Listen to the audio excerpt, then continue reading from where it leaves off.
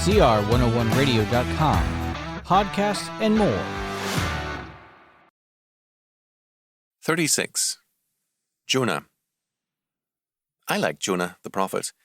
He reminds me of many people I know, including myself. Jonah was commanded by God to go and preach to Nineveh and to the Assyrians, whom Jonah hated. He wanted God's judgment on Nineveh, not his mercy. He tried to run away from God and ended miserably in the belly of a great fish. Well, by the grace of God and maybe indigestion, the fish vomited out Jonah onto dry land, so he had to preach to Nineveh.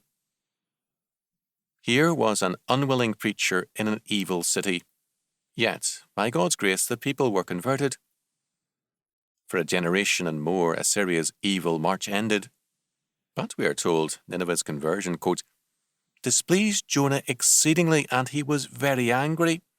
Jonah 4:1. Nineveh was a hot country.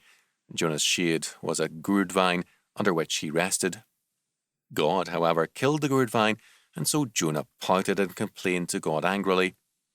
God then rebuked Jonah for feeling sorry over the death of a gourd vine, but at the same time having no pity for Nineveh, whose inhabitants numbered 120,000 children alone.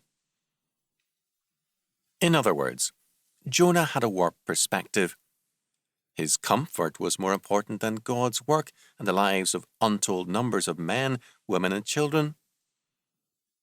In this respect, too many of us are like Jonah, too much absorbed with our own feelings to think of God and others.